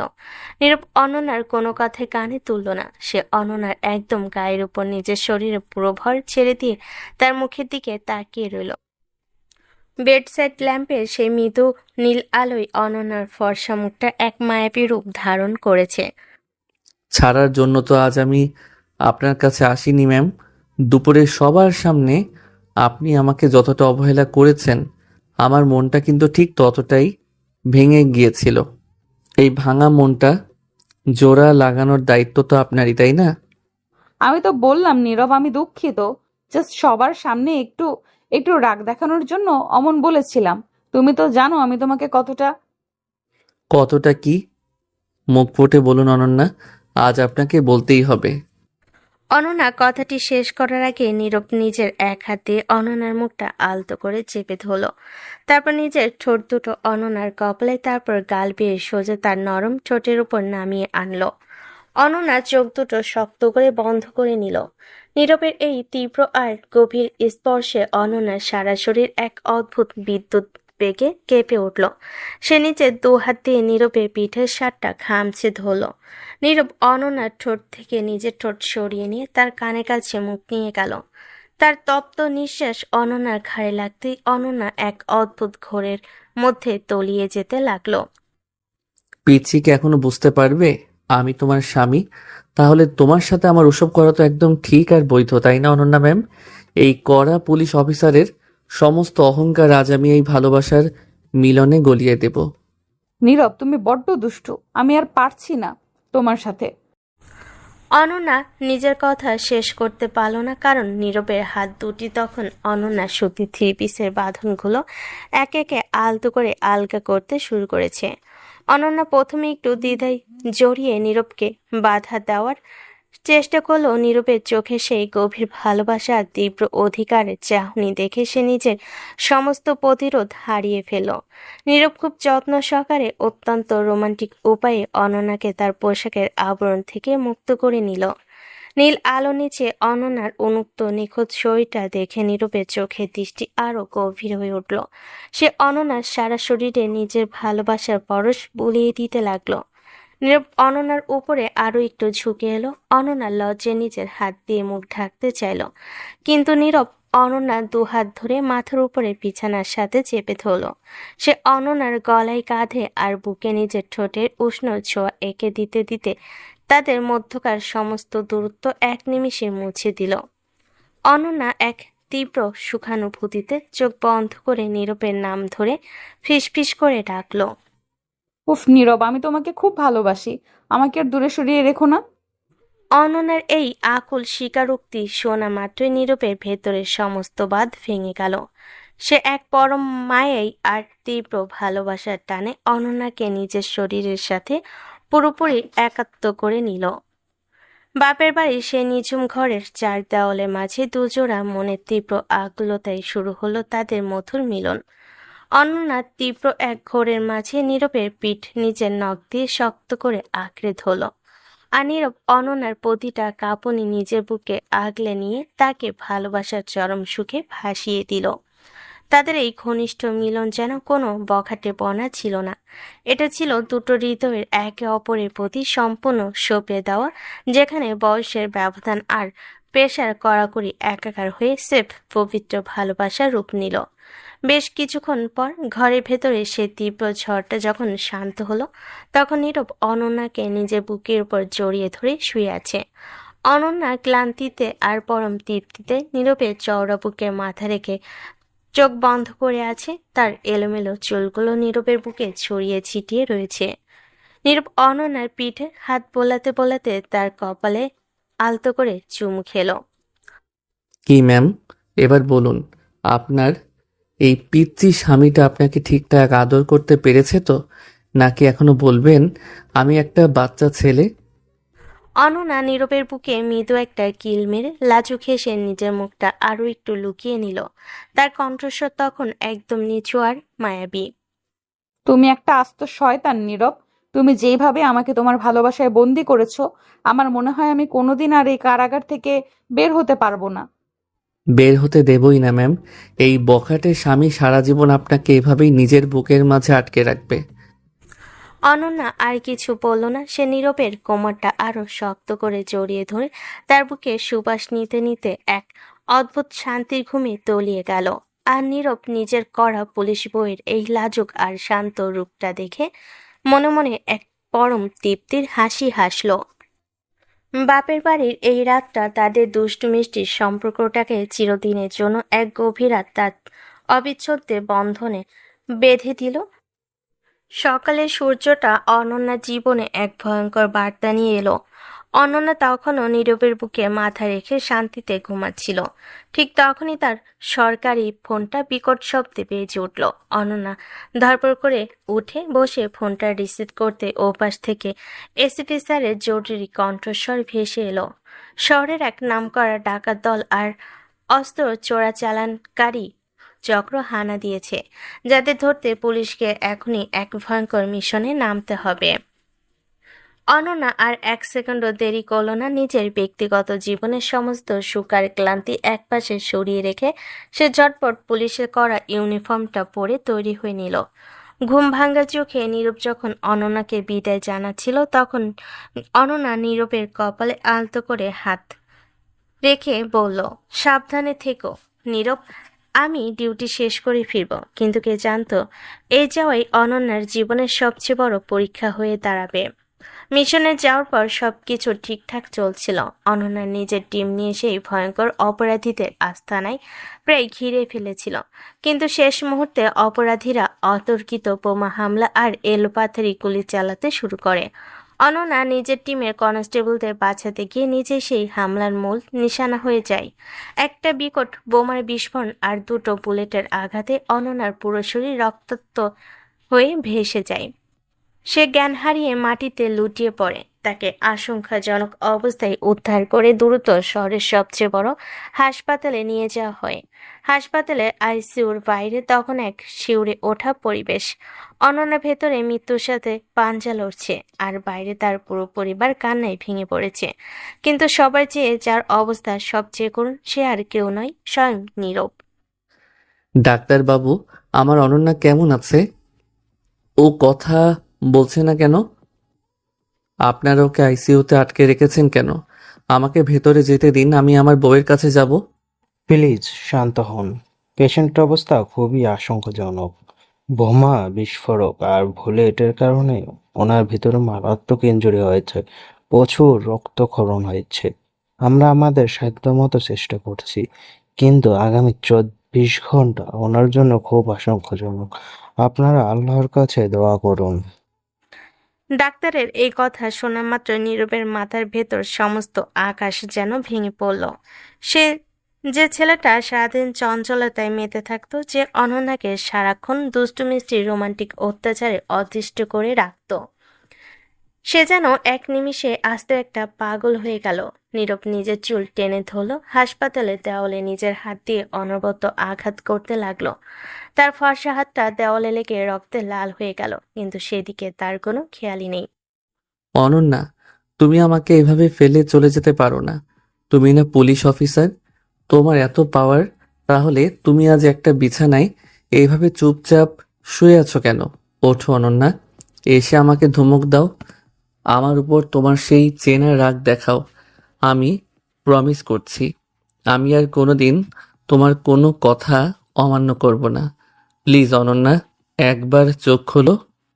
বাবা নীরব, তুই নিজের উপর একটু নিয়ন্ত্রণ রাখ বাবা, এভাবে পাগলামি করিস না। আল্লাহ আমাদের অনন্যাকে ঠিক ফিরিয়ে দেবেন। মা, ও কিভাবে ঘুমাচ্ছে দেখো। ও তো ঘুমালে আমার বুকে মাথা রেখে ঘুমায়। আজও একা একা ওই অত বড় বিছানায় অক্সিজেনের মাস্ক পরে কেন শুয়ে আছে? আমি কিছু শুনবো না মা। ও যদি ফিরে না আসে, তবে এই নীরবও আর বাঁচবে না। নীরবের এই চরম পাগলামি আর বুক ফাটা আর্তনাদ আর অনন্যার প্রতি তার এই নিঃশর্ত গভীর ভালোবাসা দেখে হাসপাতালের করিডোরে উপস্থিত দুই পরিবারের আত্মীয় স্বজনদের চোখ দিয়ে জল গড়িয়ে পড়ল। এতদিন যারা ভাবত নীরব একটা পিচ্চি ছেলে জাস্ট পড়াশোনা করছে, এই বিয়েতে তার কোনো সিরিয়াসনেস নেই, তারা আজ নীরবের এই রূপ দেখে স্তব্ধ হয়ে গেল। অনন্যা সেই চঞ্চল কাজিনরা তিশারি আমিম, যারা দুপুরে নীরবের সাথে আড্ডা দিচ্ছিল, তারা পর্যন্ত নীরবের এই পাগলামি দেখে মনে মনে এক অদ্ভুত তৃপ্তি পেল, এই ভেবে যে তাদের অনন্যা আপু জীবনে যাই পাক না কেন একটা খাঁটি ভালোবাসার মতো স্বামী পেয়েছে। কিন্তু এখন আর সেই তৃপ্তি মনে ধারে রাখার মতো সময় বা পরিস্থিতির কারণে, কারণ আইসিইউর ভেতরে মনিটরে বিটার আওয়াজটা দিন দিন আরো ক্ষীণ হয়ে আসছে। অনন্যা সত্যি এখন মৃত্যুর খুব কাছাকাছি এক মারাত্মক অবস্থার মধ্যে রয়েছে। নীরব আইসিইউর কাছের দরজায় কপাল ঠেকে অঝরে কাঁদতে কাঁদতে ভেতরে শুয়ে থাকা অনন্যার দিকে তাকিয়ে রইল। সে মনে মনে বলল, তুমি আমাকে পিচ্চির স্বামী বলে খেপাতে না ম্যাম। আজ তোমার এই পিচ্চির স্বামী তোমাকে আদেশ করছে, তোমাকে ফিরে আসতেই হবে। আমাদের ভালোবাসার গল্প তো মাত্র শুরু হয়েছিল। তুমি এভাবে মাঝ রাস্তায় আমাকে একা ফেলে চলে যেতে পারো না লেডি অফিসার। তোমাকে আমার বুকে ফিরে আসতেই হবে। হাসপাতালের আইসিইউর বাইরে করিডোরে তখন যেন এক জীবন্ত কারবালা। দীর্ঘ ৪৬ ঘন্টা পার হয়ে গেছে, কিন্তু অনন্যার কোনো জ্ঞান ফেরেনি। আইসিইউর ভেতরে লাইফ সাপোর্ট মনিটরে ক্ষীণ বিটের আওয়াজটা প্রতি মুহূর্তে নীরবের বুকে তীরের মতো বিচ্ছিল। এই ২ দিন ধরে নীরব এক ফোঁটা জল বা দানা মুখেও তোলেনি। আর তার চোখের নিচে কালি পড়ে গেছে, ফর্সা মুখটা শুকিয়ে বিবর্ণ হয়ে গেছে। সে শুধু কাছের দেওয়ালে কপাল ঠেকে একভাবে তাকিয়ে আছে ভেতরে শুয়ে থাকা অনন্যার দিকে। ডাক্তাররা আশা ছেড়ে দিয়ে অলৌকিক কিছু অপেক্ষায় ছিলেন। ঠিক তখনই নীরব আর সহ্য করতে না পেরে আইসিইউর দরজা ঠেলে ভেতরে সোজা ঢুকে পড়ল। ডাক্তার নার্স তাকে বাধা দেওয়ার চেষ্টা করলেও নীরবের সেই মরিয়া রূপ দেখে তারা স্তব্ধ হয়ে গেল। নীরব অনন্যার একদম পাশে এসে বসল। অনন্যার হাতটা নিজের হাতের মুঠোয় নিয়ে সে নিজের কপালের ঠোঁটে চেপে ধরল। নীরবের চোখের জল অনন্যার নিথর হাতের উপর টপ টপ করে পড়তে লাগলো। সে একদম নিচু, কিন্তু তার এক বুক ভাঙা আবেগে কাঁপতে থাকা গলায় অনন্যার কানের কাছে মুখ নিয়ে কথা বলা শুরু করলো। অনন্যা, সিনিয়র বউ আপনি এইভাবে হেরে যেতে পারেন না। তুমি না কত বড় বড় অপরাধী ধরেছ, তাহলে আজ এই মৃত্যুর কাছে কেন আত্মসমর্পণ করছো? চোখ খোলো অনন্যা, প্লিজ একবার চোখ খোলো। তুমি আমাকে পিচ্চি স্বামী বলে রাগ দেখাতে না? তোমার সেই পিচ্চি স্বামী আজ তোমার সামনে একদম অসহায় হয়ে হাত জোর করে কাঁদছে। আমি আর কোনোদিন বখাটেপনা করব না, কোনোদিন তোমাকে রাগাবো না। তুমি ফিরে না এলে আমি সত্যিই মরে যাব অনন্যা। নীরবের এই বুক ফাটা আর্তনাদ আর চোখের গরম জল যেন কোনো এক অলৌকিক ওষুধের মতো কাজ করলো। ঠিক তখনই মনিটরে বিটের শব্দটা হঠাৎ করে দ্রুত হতে শুরু করলো। অনন্যার হাতের আঙ্গুলগুলো আলতো করে নড়ে উঠল। নীরব চমকে উঠে তাকিয়ে দেখল অনন্যা খুব কষ্ট করে নিজের চোখের পাতা দুটো একটুখানি মেলল। অক্সিজেনের মাস্কের আড়াল থেকে সে আবছা চোখে নীরবের দিকে তাকালো। অনন্যার চোখ দিয়েও এক ফোঁটা জল গড়িয়ে পড়ল। ডাক্তাররা দ্রুত ছুটে এলেন এবং পরীক্ষা করে এক অবিশ্বাস্য আনন্দের হাসি হাসলেন। তারা বললেন, এটা সত্যিই একটা মিরাক্কেল। পেশেন্ট ডেঞ্জার জোন পার করে ফেলেছেন। ওনার বাঁচার তীব্র ইচ্ছা আর ওনার স্বামীর এই নিঃশর্ত ভালোবাসায় ওনাকে ফিরিয়ে এনেছে। আইসিইউর বাইরে দাঁড়িয়ে থাকা অনন্যার মা, নীরবের মা এবং কাজিনরা খুশিতে একে অপরকে জড়িয়ে ধরে কান্নায় ভেঙে পড়লেন। রিয়া, মিম আর তিশা মনে মনে ভাবল, অনন্যাপুর এই পিচ্ছি স্বামীটাই আসলে ভালোবাসার এক মস্ত বড় জাদুঘর। ঠিক ৩ মাস পর অনন্যা এখন পুরোপুরি সুস্থ, তবে এএসপি স্যারের বিশেষ নির্দেশে সে এখনো ১ মাসের মেডিকেল লিভে বাড়িতে আছে। বিকেলবেলা মিষ্টি রোদ এসে পড়েছে তাদের নিজেদের শোবার ঘরের জানালা দিয়ে। অনন্যা খাটের উপর হেলান দিয়ে বসে একটা বই পড়ছিল। তার চোখে মুখে এখন আর কোনো ক্লান্তি নেই, বরং এক নতুন জীবনের সুখে তার চেহারা আরও মায়াবী হয়ে উঠেছে। ঠিক এমন সময় ঘরের দরজাটা লক হওয়ার শব্দ হলো। অনন্যা তাকিয়ে দেখল নীরব সব ধীর পায়ে ঘরের ভেতর ঢুকছে, তার হাতে একটা বাটি গরম স্যুপ। নীরব, তুমি আবার এই সাত দুপুরে দরজা লক করেছো কেন? এই স্যুপের বাটিটা টেবিলে রাখো, আমি একটু পরে খাচ্ছি। তার হাতে এক বাটি গরম স্যুপ। নীরব অনন্যার কোনো কথা শুনল না। সে স্যুপের বাটিটা টেবিলে রেখে সোজা খাটের উপর এসে অনন্যার দিকে একদম গা ঘেঁষে বসলো।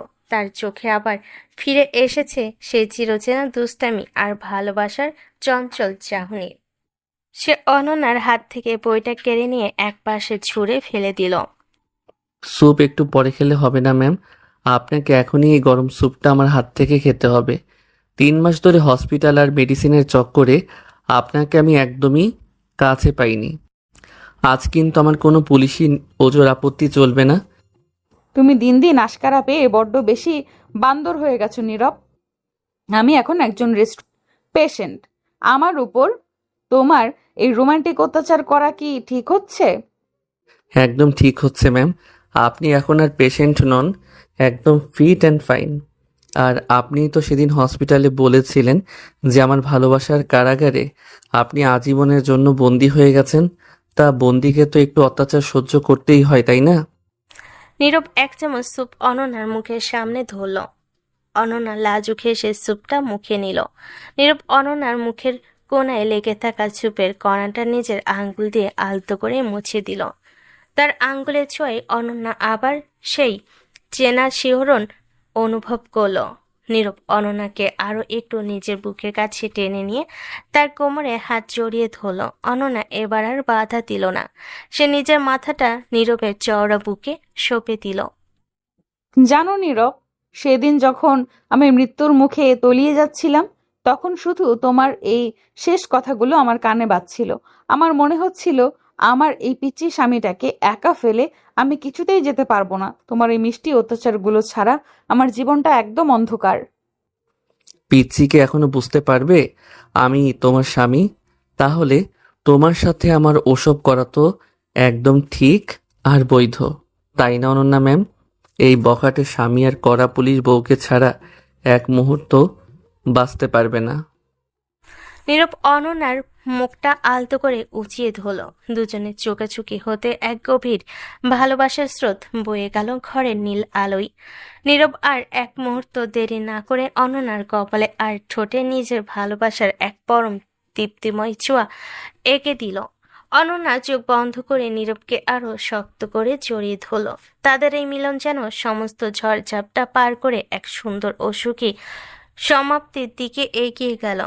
কড়া পুলিশ অফিসার অনন্যা আর তার কিউট পিচ্ছি স্বামী নীরবের এই দুষ্টু মিষ্টি খুনসুটি আর গভীর ভালোবাসার গল্পটি আজ এক পরম সুখে পূর্ণতা পেল। আমাদের আজকের গল্পটা এই পর্যন্তই ছিল। আমাদের এই গল্পটা আপনাদের কাছে কেমন লেগেছে তা সবাই কমেন্ট করে জানাবেন কিন্তু। সবাই ভালো থাকবেন, সুস্থ থাকবেন। আবার দেখা হবে নতুন কোনো একটা প্রেমের গল্পে। সে পর্যন্ত সবাই অপেক্ষায় থাকুন। আল্লাহ হাফেজ।